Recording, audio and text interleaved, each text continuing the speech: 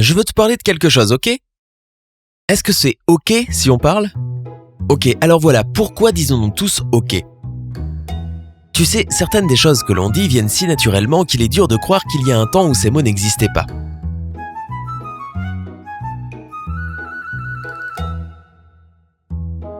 Et notamment ce mot simple et éternel, ok. Si tu avais été vivant avant 1839 par exemple, tu n'aurais eu aucune idée de ce que cela voulait dire, parce qu'on ne disait pas encore ok. Ok, alors avant qu'on commence à explorer l'histoire de ce mot, abonne-toi et active les notifications pour nous rejoindre sur Sympa. Ok ? Ok.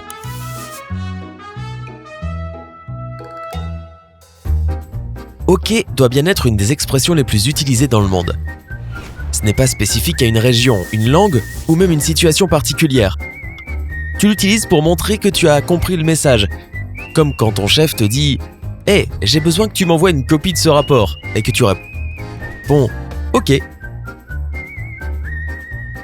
En plus, c'est une marque universelle pour attirer l'attention comme « Ok, on se met au travail ». Ok compte une longue liste de significations et d'usages, mais il y a tout autant, si ce n'est plus, de théories sur l'origine du mot.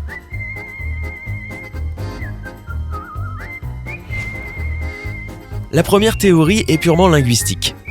Il y a ceux qui croient que ok vient de l'écossais hoc ai, qui se traduit en « oh oui », le latin « omnes correcta », ce qui veut dire « tout est correct », le finlandais « oikea », soit « correct », le grec « olakala », qui veut dire « tout va bien », l'expression allemande « ohne korrekten », soit « sans correction », l'expression du peuple amérindien Chactas « ok », qui veut dire « c'est comme ça », ou le français « ok ». Quel est le rapport avec quelque chose qui est ok ?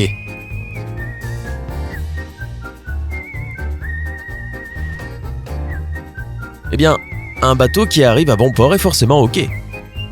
Cela peut aussi venir du créole « okay », qui est un port d'Haïti connu pour son excellent rhum.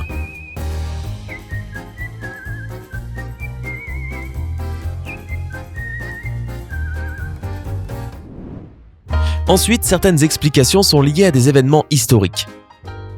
Le hockey que nous connaissons aujourd'hui pourrait venir de l'agent de fret Obadiah Kelly. Il aurait signé des cartons et des objets qui étaient transportés par train avec ses initiales OK.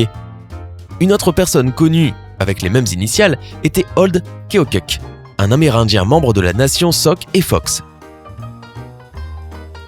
Il signait les traités avec ses initiales. OK est aussi un raccourci de Observatory Q à Londres. Le tampon OK donné par cet observatoire royal à la fin du 19e siècle était un symbole international témoignant de la grande qualité des instruments météorologiques qui y étaient testés. Et enfin, certaines théories pensent que OK remonte au temps de la guerre civile américaine. Cela pourrait dire « zero killed », zéro mort, ce qui est une excellente nouvelle après une bataille. Ou peut-être que cela vient des biscuits Orin Kendall qui étaient très appréciés des soldats.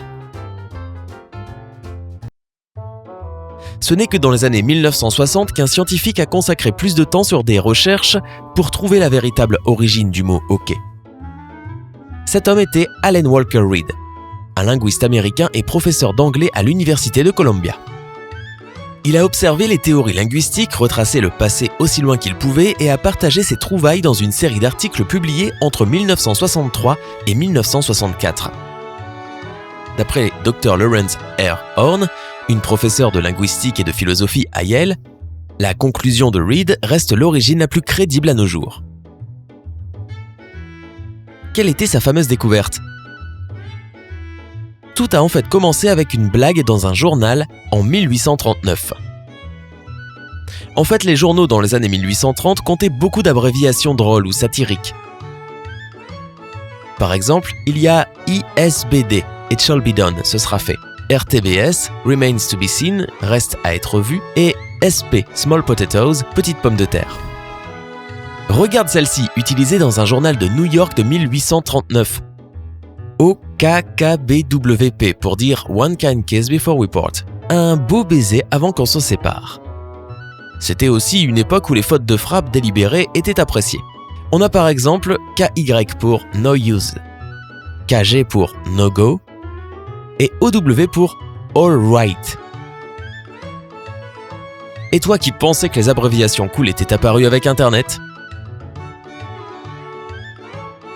Beaucoup de ces abréviations reprenant intentionnellement des fautes d'orthographe ne sont pas restées très longtemps.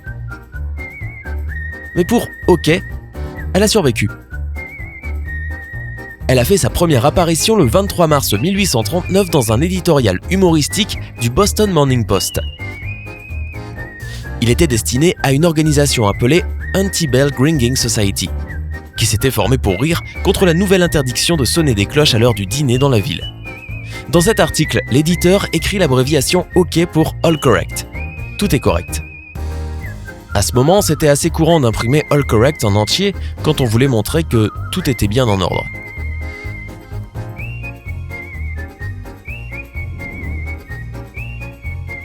Toutefois, c'est cet article en particulier qui a lancé l'abréviation OK. Le public a adoré cette nouvelle expression et les compétiteurs aussi.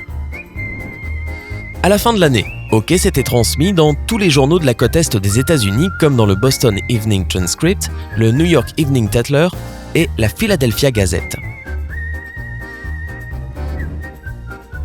Toutefois, ce qui a vraiment propulsé OK fut l'élection présidentielle américaine de 1840. Martin Van Buren, le candidat démocrate, fut surnommé Old Kinderhook, car il était né à Kinderhook, dans l'État de New York. Ses supporters ont formé le Hockey Club, et son slogan devient « OK ».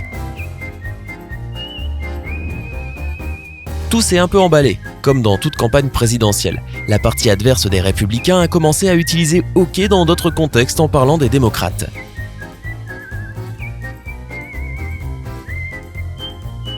Out of cash, sans argent. Out of character, sans caractère. Awful catastrophe, catastrophe horrible. Et awfully confused, totalement perdu. Ça a même été utilisé pour se moquer d'Andrew Jackson, le prédécesseur de Van Buren, qui avait des problèmes de prononciation.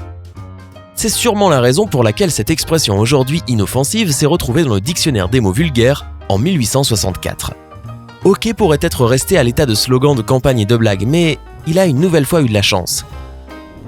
Le télégraphe commençait à être utilisé, et cette abréviation, assez pratique, a encore plus gagné en popularité.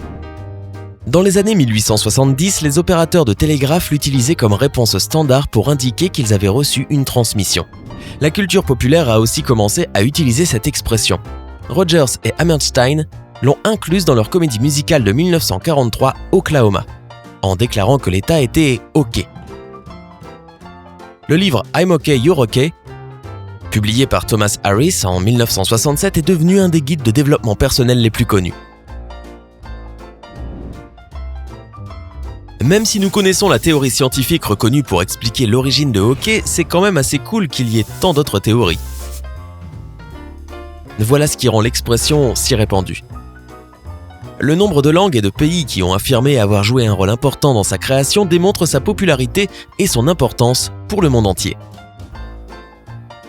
Et qui sait, peut-être que dans quelques siècles, des linguistes du futur retraceront l'origine de LOL ou YOLO.